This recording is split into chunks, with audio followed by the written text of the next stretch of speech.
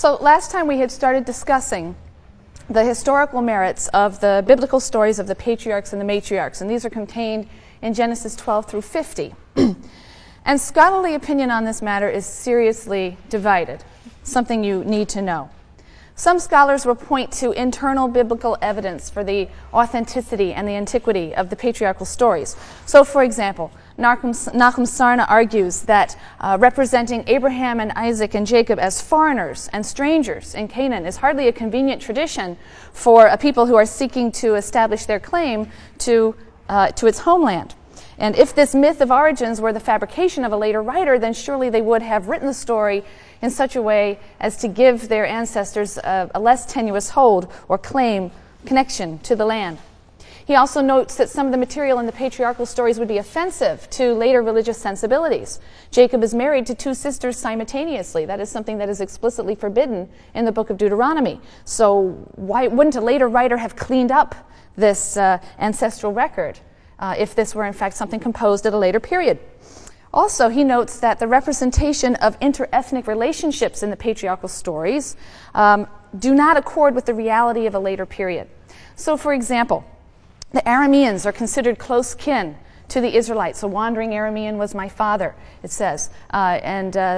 Spouses are always chosen, daughters for sons are always chosen by going back to the Aramean people and choosing someone from close kin. But in the period of the monarchy, right, so that's going to be after 1000, in the period of the monarchy, there were very poor relations with the Arameans. They were bitter enemies. So why, according to scholars like Sarna, would a biblical author from that period portray the Arameans as close kin, unless they had some older established tradition that reflected that fact? So Sarna and other scholars hold that the patriarchal traditions are not entirely fabricated retrojections from a later period. They contain authentic memories of an earlier historic situation. The patriarchs, it's maintained, were semi-nomads. They lived in tents. From time to time they wandered to Egypt or Mesopotamia, often in search of pasture for their animals. And various details of their language, their customs, their laws, their religion, it's argued, seem to fit well into the period of the late Bronze Age. I've given you the periods at the top of the chart. Early Bronze Age, Middle Bronze Age from about 2100 to 1550. We date the Late Bronze Age from about 1550 until 1200, with the introduction of iron, and the beginning of the Iron Age in 1200. Prior to that, the Bronze Age, which is divided into these three periods.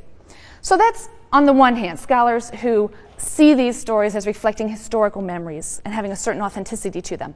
Then on the other hand, at the other extreme, you have scholars who see the patriarchal stories as entirely fabricated retrojections of a much later age, and they varied significantly as to when they think these stories were written, anywhere from the period of the monarchy all the way down to the 4th century, some of them.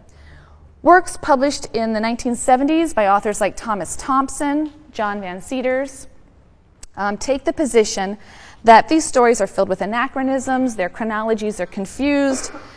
These anachronisms and confused chronologies in the patriarchal stories are the rule rather than the exception in their view, and they are evidence of a very late date of composition. So you have these two extremes based on the internal evidence of the Bible itself, but you also have the same two extreme positions reflected in the discipline of archaeology.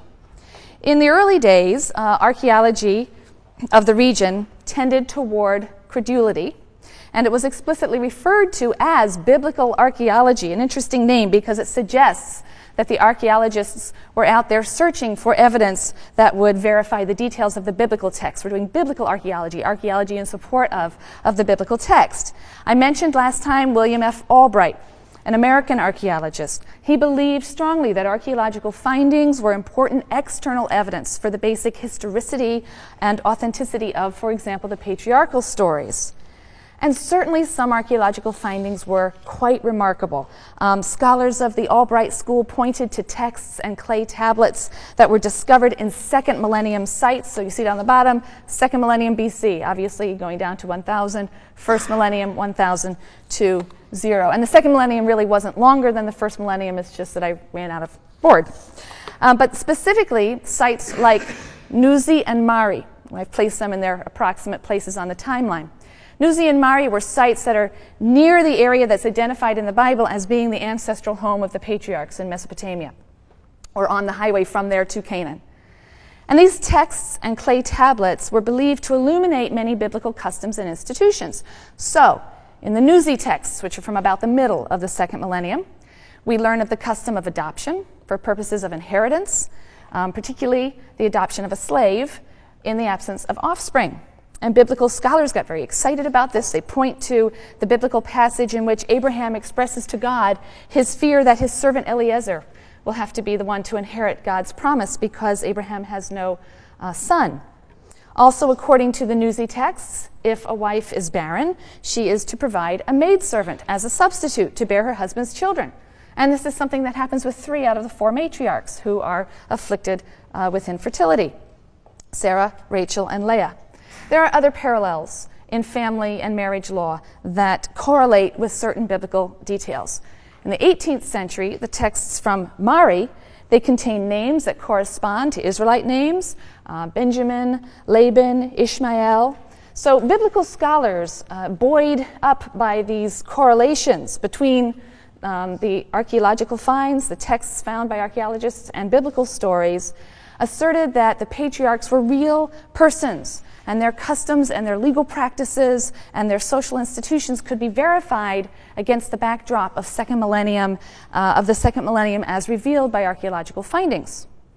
However, it's been argued that some of these ancient sources have been misread or misinterpreted in an effort to find parallels with biblical institutions. A lot of gap filling is going on to make these texts look as though they correspond to biblical institutions. And skeptics like Thomas Thompson and John Van Seters point out that many of the biblical customs which are paralleled in ancient Near Eastern sources were still alive and well down in the first millennium. So references to these customs in the patriarchal stories really doesn't tell us anything about dating. They could derive from anywhere in the second or first millennium. And for other reasons, they think it is much more reasonable to date the composition of these stories to the first millennium, in some cases quite late first millennium. Furthermore, over time, many discrepancies between the archaeological record and the biblical text became apparent.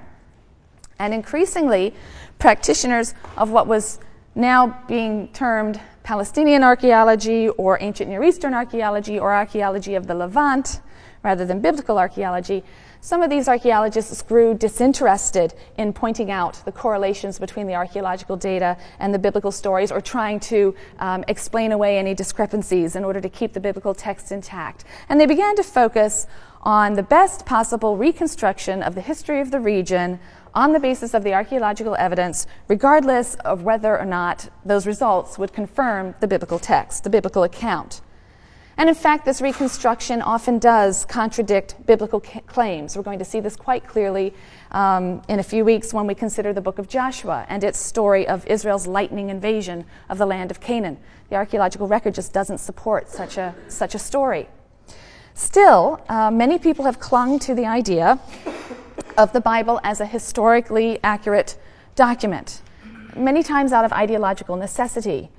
Many fear that if the historical information in the Bible isn't true, then the Bible is unreliable as a source of religious instruction or inspiration.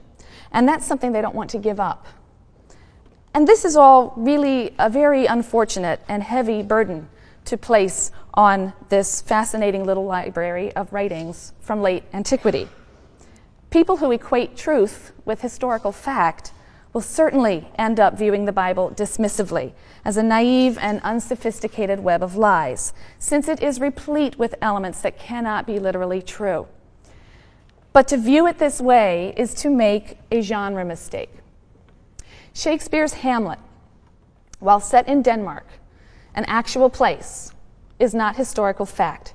But that doesn't make it a naive and unsophisticated web of lies, because we accept when we read or watch Hamlet that it is not a work of historiography, a work of writing about history. It is a work of literature. And in deference to that genre and its conventions, we know and accept that the truths it conveys are not those of historical fact, but are social, political, ethical, existential truths. and the Bible deserves at least the same courteous attention to its genre. The Bible doesn't pretend to be, and it shouldn't be read as what we would call objective history. And to see the scare quotes, you should be looking up there so you see the scare quotes. Objective history. In other words, perhaps a bare narration of events. To be sure, we do find that some events that are mentioned in the biblical text correlate to events that we know of from sources outside the Bible. So, for example, Pharaoh Shishak's invasion of Palestine in 924. This is mentioned in the biblical text. It's mentioned in the Egyptian sources. There's a nice correlation. The destruction of the northern kingdom of Israel in 722. The capture of Jerusalem in 597, the destruction of the temple in Jerusalem in 586. These are all recorded in the biblical text, and they are in Assyrian and Babylonian records as well as other events from the period of the monarchy. So as a result, because of these correlations, many scholars are willing to accept the general biblical chronology of the period from the monarchy on. Starting about 1000 on, they accept that general chronology, the sequence of kings and battles and so on. But ultimately, it is a mistake, I think, to read the Bible as a historical record. The Bible is literature. Its composition is influenced and determined by literary conventions and goals. Now, of course, we all know that there is no such thing as purely objective history anyway.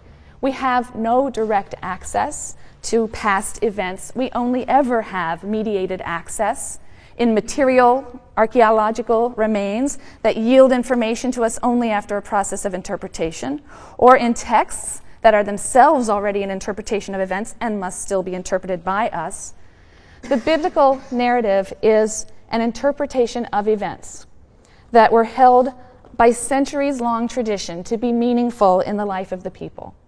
And to the biblical narrators, these events, known perhaps from ancient oral traditions, pointed to a divine purpose. And the narrative is told to illustrate that basic proposition.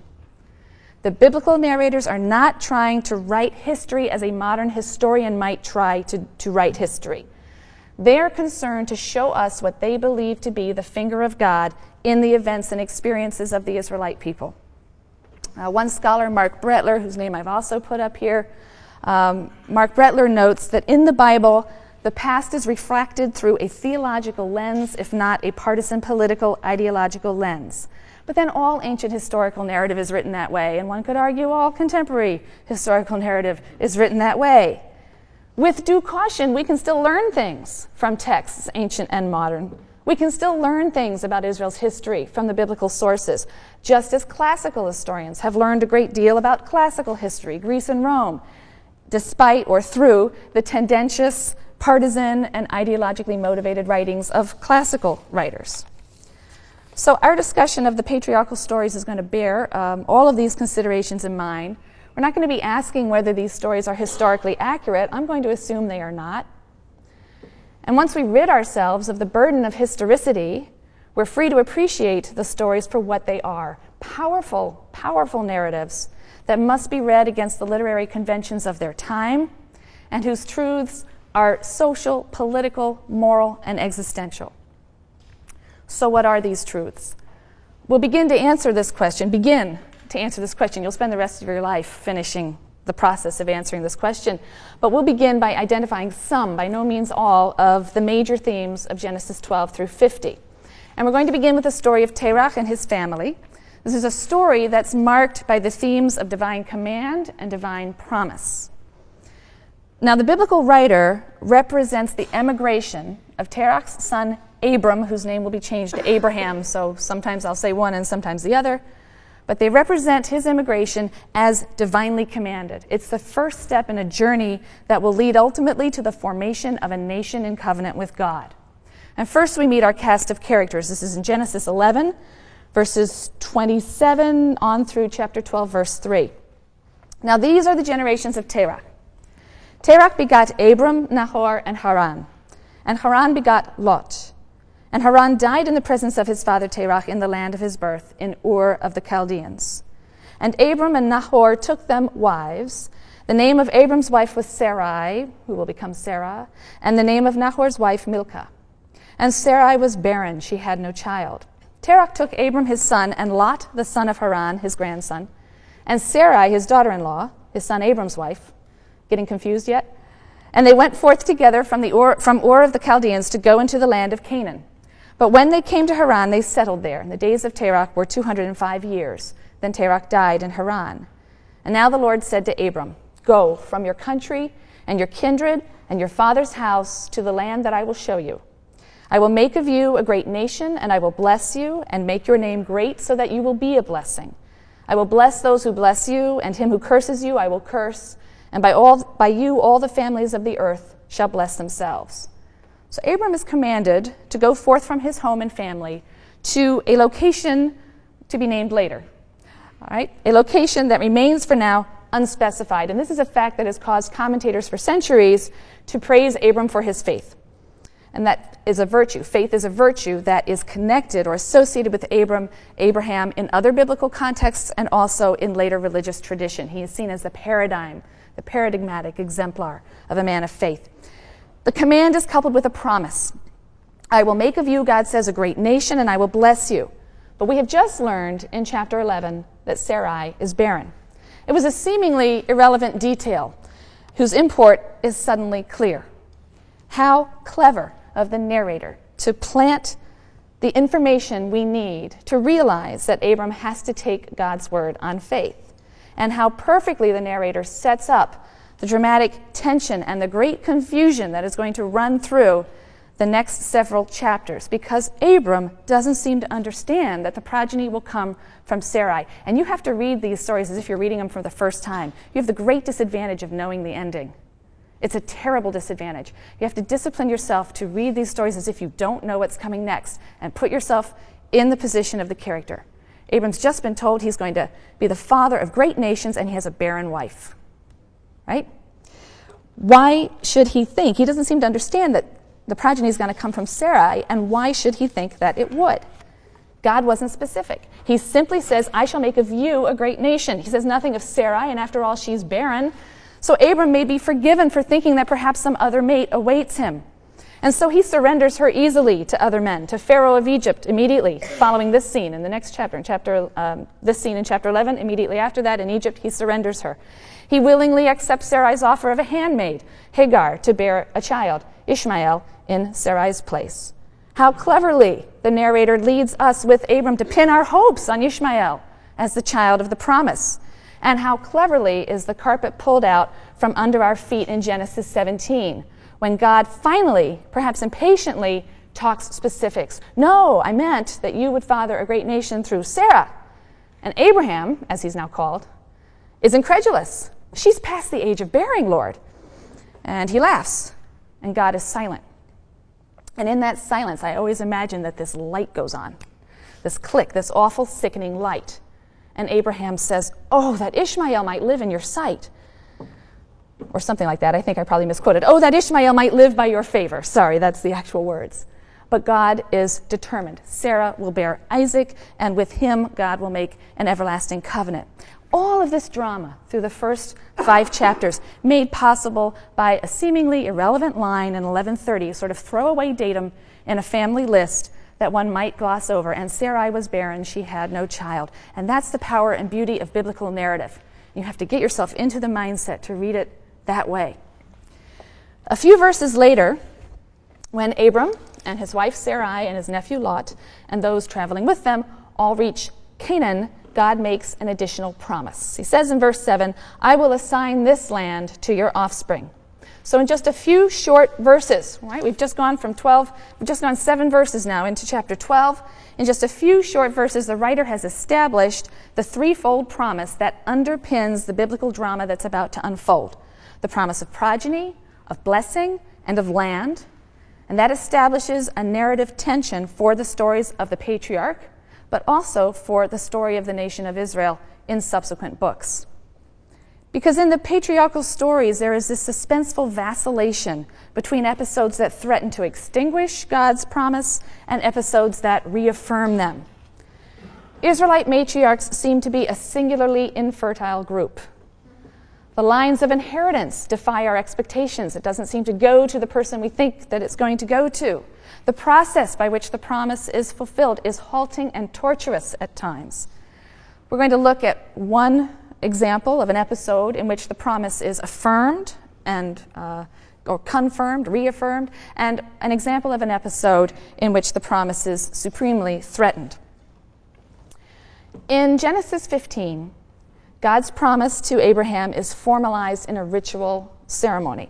God and Abraham are said to cut a covenant. That's the verb that's used in making a covenant. And covenant is a central biblical concept. The Hebrew word for covenant, which I've written over here, is brit.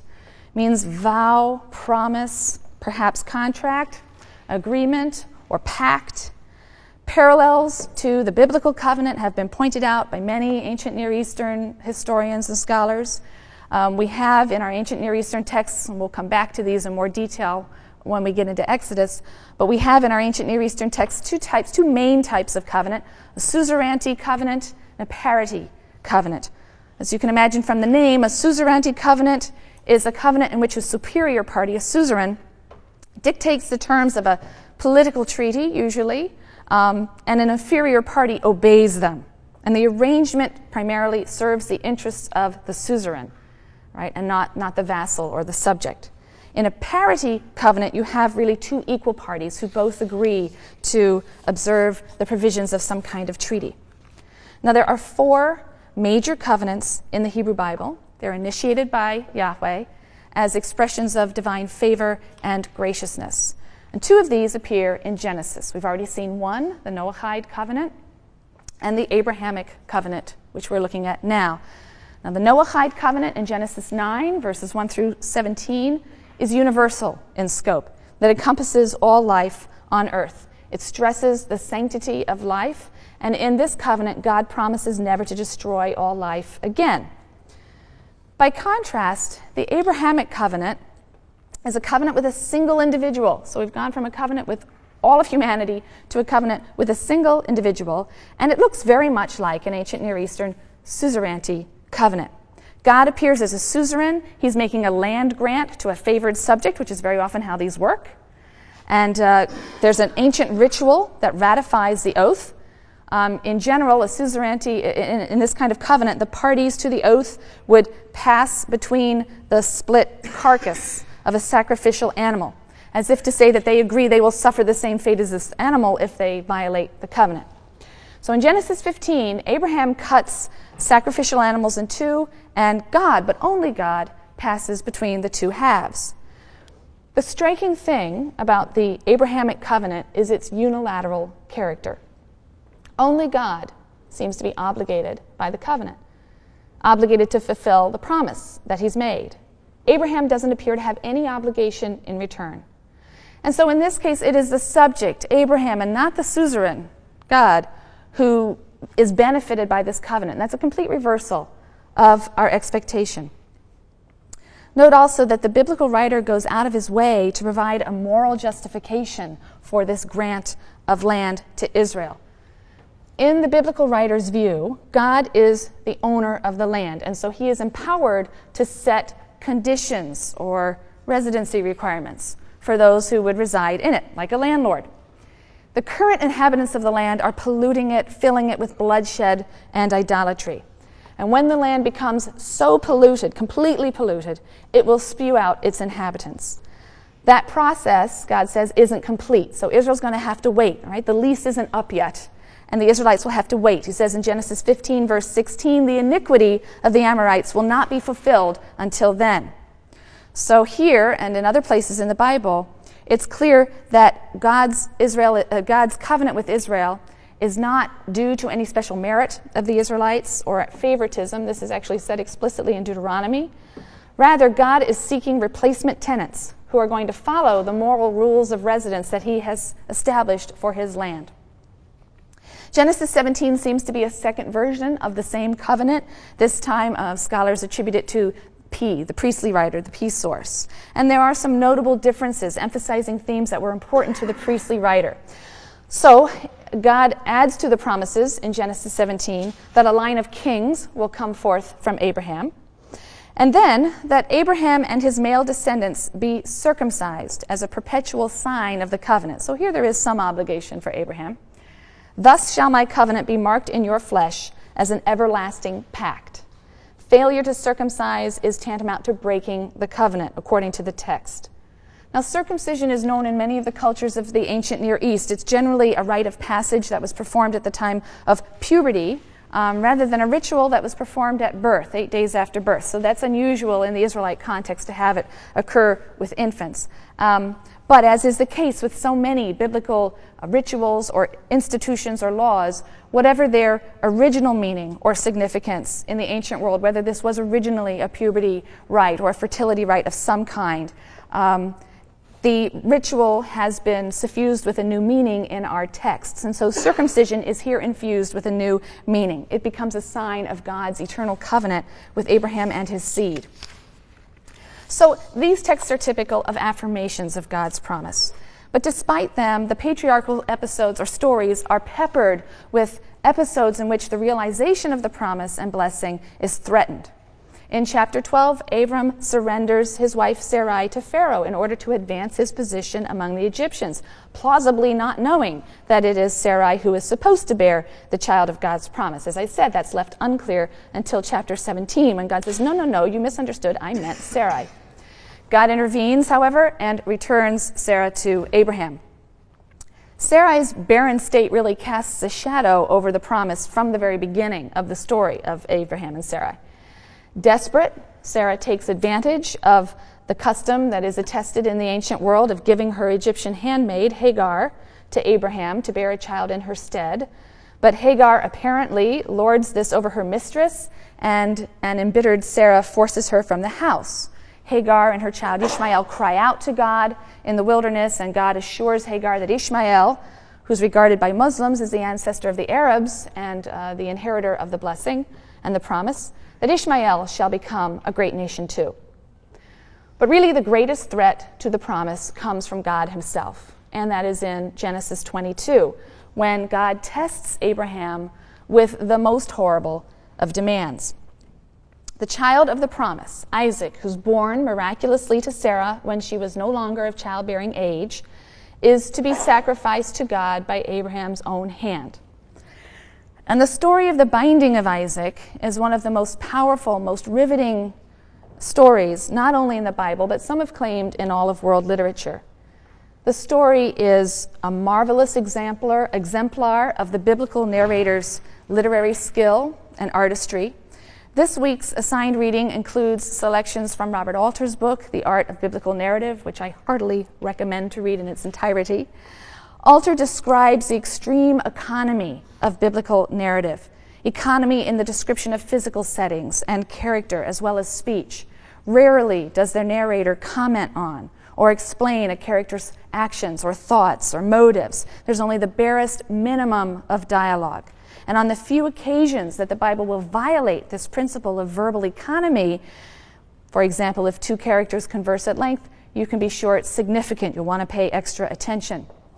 The biblical narrator's concealing of details and the motives of the characters, God and Abraham and Isaac, leads to ambiguity and the possibility of very many interpretations. And that is a striking characteristic of biblical prose. Its suppression of detail, its terse, laconic style, that makes the little that is given so powerful, so fraught with background, to use the phrase of Erich Auerbach, whose article you are also to read this week. Auerbach contrasts the literary style of Homer with the biblical writer's style, specifically in connection with the story of Genesis 22. The ambiguities and the indeterminacy of the story make it one of the most interpreted texts of all time. Why is God testing Abraham? Does God really desire such a sacrifice? What is Abraham thinking and feeling as he walks? For 3 days already walks with his son, bearing the wood and the fire for the sacrifice. Does he fully intend to obey this command, to annul the covenantal promise with his own hand? Or does he trust in God to intervene? Or is this a paradox of faith? Does Abraham intend faithfully to obey, all the while trusting faithfully that God's promise will nevertheless be fulfilled? What's Isaac thinking? Does he understand what is happening? How old is he? Is this a little boy or a grown man? Is he prepared to obey? He sees the wood and the firestone in his father's hand. Clearly a sacrifice is planned. He's got 3 days to figure that out. He asks his father, where is the sheep for the burnt offering? Does he know the answer even as he asks? Does he hear the double entendre in his father's very simple and solemn reply, which in the unpunctuated Hebrew might be read, the Lord will provide the sheep for the offering, my son? Does he struggle when he's bound? Does he acquiesce? The beauty of the narrative is its sheer economy. It offers so little that we as readers are forced to imagine the innumerable possibilities. We play out the drama in countless ways, with an Abraham who's reluctant and an Isaac who's ignorant, or an Abraham who's eager to serve his God to the point of sacrificing his own son, and an Isaac who willingly bares his neck to the knife. Read the story one verse, one phrase, one word at a time. There are so few words that you can be sure that they were chosen with care. You'll be looking at Genesis 22 closely in your section discussions. And as you read the story, remember its larger context, God's promise to make Abraham the father of a great people through his son Isaac. It's in this context, this promise, that gives the story its special power and pathos. But of course, the story can be contextualized in a number of different ways. For example, one can read the story in its historical context of child sacrifice in the ancient Near East. Although child sacrifice was adamantly condemned in various later layers of the Bible, there's plenty of evidence that it was probably practiced in different quarters throughout the period of the monarchy. Does Genesis 22 assume or reject the practice of child sacrifice? Some scholars argue that a core story promoting child sacrifice has been edited so as to serve as a polemic against child sacrifice now in its final form. Do you think so? Can you see the seams and feel the narrative tensions that would support such a claim? Does the story pull in more than one direction? Or we can read the story in its immediate literary context. Abraham has just permitted the expulsion of Ishmael, the only beloved son of Hagar. And now God demands that he sacrifice his beloved son. What might he be trying to teach Abraham? Is this a trial in the sense of a test, or a trial in the sense of a punishment? The Hebrew term can tolerate both meanings. Or Genesis 22 can be contextualized another way. And at this point, we need to backtrack a little bit to the story of Sodom and Gomorrah, which is in Genesis 18 and 19. To contextualize the story a little bit, in terms of Abraham's character development. In the story of Sodom and Gomorrah, in Genesis 18 and 19, Yahweh tells Abraham of his plan to investigate reports of the wickedness of the city, the Canaanite city of Sodom, its violence, its cruelty to strangers, and to destroy it. And Abraham's reaction comes as something of a surprise. He objects to the plan, and he starts to argue with God. Will you sweep away the innocent along with the guilty? Shall not the judge of all the earth deal justly? That's in Genesis 18, verses 23 to 25. The question is, of course, rhetorical. Abraham is evidently quite confident that God would not act unjustly, would not destroy the innocent along with the wicked. Indeed, Abraham is banking on the fact that God is merciful and will overlook evil for the sake of righteous individuals. And so Abraham haggles with God for the lives of the innocent. Shall not the judge of all the earth deal justly? And the Lord answered, if I find within the city of Sodom 50 innocent ones, I will forgive the whole place for their sake. Abraham spoke up, saying, here I venture to speak to my Lord, I who am but dust and ashes. What if the 50 innocent should lack 5? Would you destroy the whole city for want of the 5? And he answered, I will not destroy it if I find 45 there. But he spoke to him again and said, what if 40 should be found there? And he answered, I will not do it for the sake of the 40. And he said, let not my Lord be angry if I go on, but what if 30 should be found there? And in this way, Abraham manages to whittle the number down to 10, and God answers, I will not destroy for the sake of 10 men. But 10 innocent men are not found. The narrator makes that very clear. He takes pains to point out that the mob that comes to abuse the two divine visitors includes all the people to the last man. Very clear statement. And so Sodom and its 4 sister cities of the plain around the Dead Sea are destroyed. But out of consideration for Abraham, Abraham's nephew Lot is saved. Genesis 19, verse 29. God was mindful of Abraham and removed Lot from the midst of the upheaval. Now, this text is often identified as the source for the doctrine of the merit of the righteous.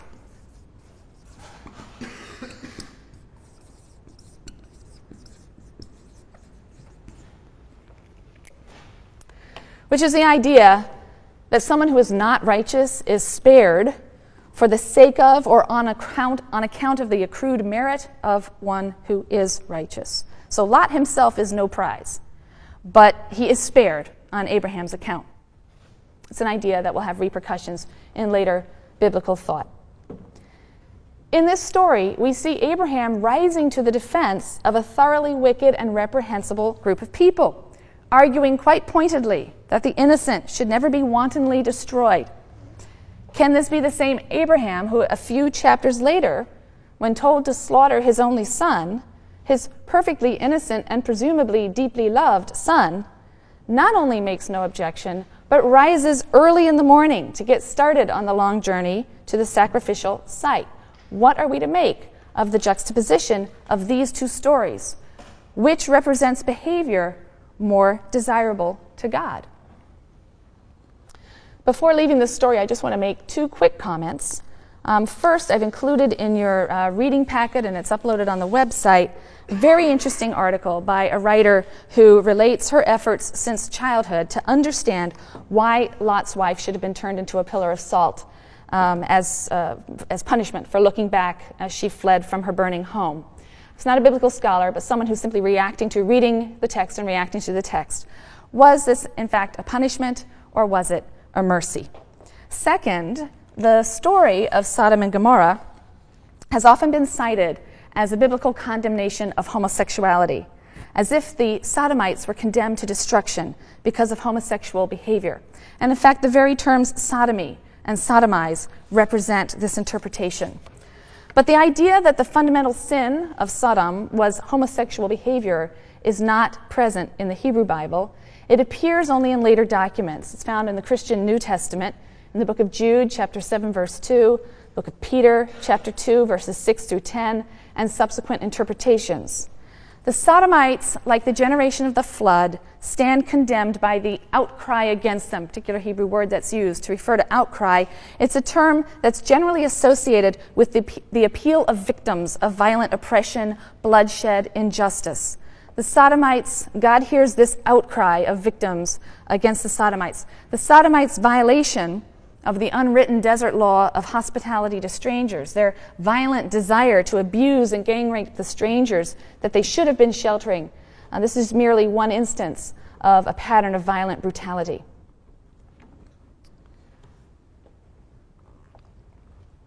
Now, Isaac, who is the child of God's promise to Abraham, he's often described as the most invisible of the patriarchs, or the most passive of the patriarchs. Perhaps his passive acceptance of his father's effort to sacrifice him serves as the key to the biblical narrator's perception of his character. By contrast, his wife Rebekah is often described as the most determined and energetic of the matriarchs. She runs to extend hospitality to a stranger. She quickly draws water for him. She quickly draws water for his camels and waters them all. She seems to run everywhere, and she does all this not knowing that the man she greets is the servant of Abraham who's come to seek a wife for his master's son, Isaac. Rebekah herself personally accepts the offer of an unknown bridegroom in a faraway land and overrides the urgings of her mother and her brother to delay her departure. No, she says, I'm ready to go. I'll go now. There's a very moving conclusion to the betrothal story. We read in Genesis 24, verse 67, that Isaac brought Rebekah into the tent of his mother Sarah, and he took Rebekah as his wife. Isaac loved her and thus found comfort after his mother's death. But like the other matriarchs, Rebekah is barren. So Isaac pleads with the Lord for a child on her behalf, and Rebekah becomes pregnant with twins. The older child is Esau. Esau will be the father of the Edomites, and the younger is Jacob, who will be the father of the Israelites. Now Jacob is the most fully developed, the most colorful, and the most complex of the patriarchs. Jacob has long been identified by commentators as the classic trickster, a type that we know from folklore. Mark Brettler has described the Jacob stories as a kind of morality tale, the main message of which is, trick and you shall be tricked. Jacob tricks his brother out of his birthright, and in turn is tricked by his brother-in-law, his wife, and later his own sons. How much of Jacob's trickery is really necessary? After all, Rebekah, who suffers tremendous pain during her pregnancy, is told by God that the twins who are fighting and struggling for priority in her womb will become two nations, the older of which will serve the younger. That happens in Genesis 25, verse 23. 2 nations are in your womb, 2 separate peoples shall issue from your body. 1 people shall be mightier than the other, and the older shall serve the younger. And indeed, the real-life nations of Israel and Edom were longtime enemies, because Esau is the father of the Edomites, according to the biblical text. And for a time, Edom was subjugated by Israel, according to the biblical text, under King David. Some scholars, like Nahum Sarna, have argued that this announcement, that the older shall serve the younger, is the narrator's way of establishing for the reader that the younger child, Jacob, is the son who will inherit the divine blessing, and that then raises serious questions about Rebekah and Jacob's morally dubious efforts to wrest the blessing and birthright from Esau. Are we supposed to be comforted by the fact that they are fulfilling a divine plan? Are we supposed to conclude that it's all right to fulfill a divine plan by any means, fair or foul? Or are we to conclude, as Sarna and others suggest, that Jacob's possession of the birthright was predetermined? It was disengaged from all of his acts of trickery. And if so, then Jacob's efforts are indicative of a deceitful and narcissistic personality. He takes advantage of Esau's hunger, offering him a pot of lentil stew in exchange for the birthright. He and Rebekah plot to deceive Isaac in his dotage into bestowing the blessing of the firstborn on Jacob instead of Esau.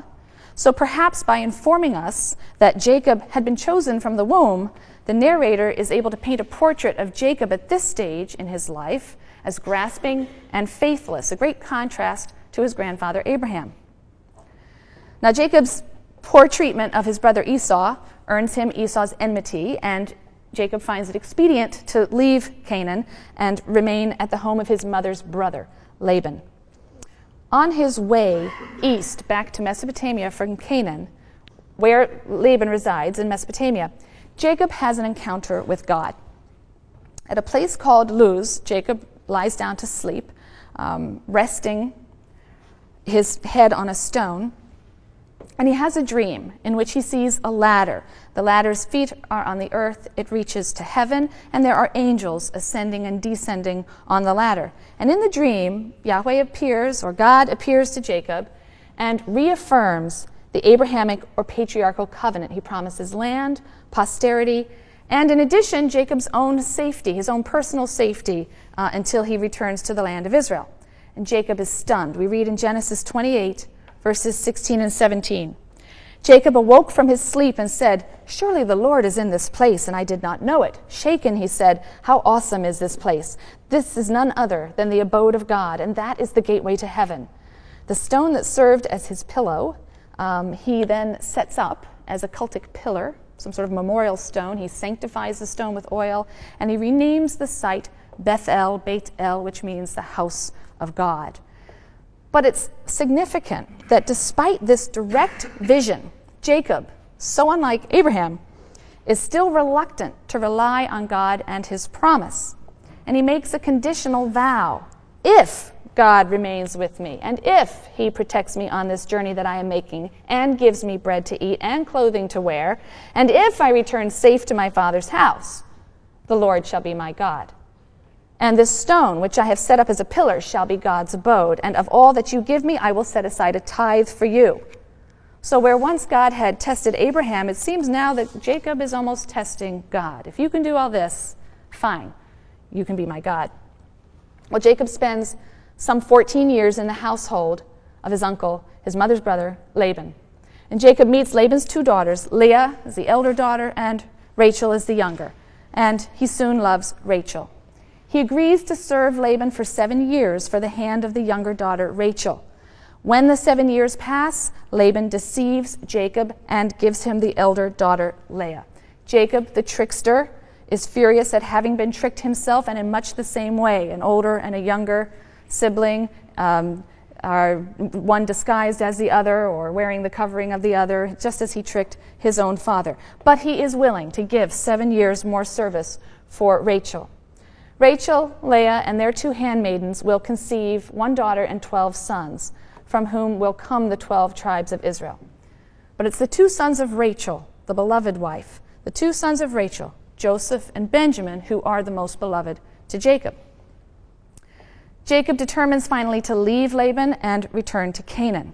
And there's one final remarkable incident in Jacob's life that occurs on his return journey.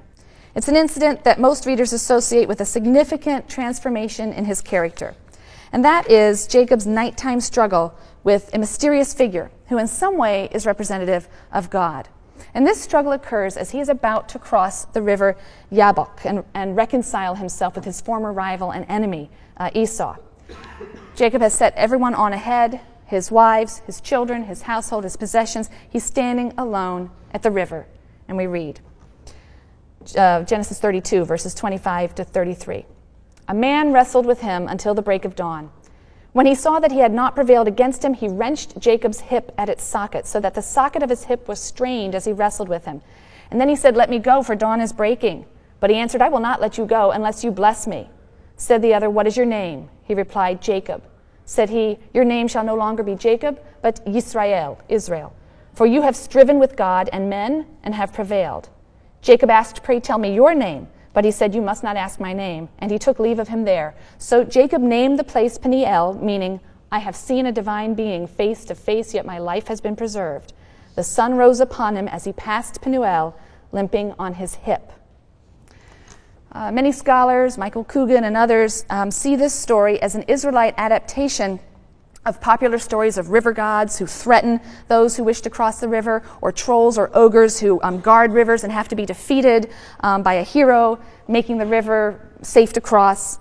And in its Israelite version, however, this story is historicized. It serves an ideological function. So it's associated with one particular character at a historical time, and it serves to explain why the Israelites abstain from eating the sciatic nerve of an animal, even to this day. We also learn how Peniel gets its name. We learn how Israel gets his name. Names are an important theme of this story. In the biblical context, names encapsulate the essence of their bearer. Naming something or knowing the name of something gives one control over or power over that thing. And that's why the stranger will not reveal his name to Jacob. It would give Jacob power over him. Jacob's own name is the occasion for some punning in this story. His name is built on this root, Yaakov. It means to supplant or uproot. He emerges from the womb grasping his brother's heel.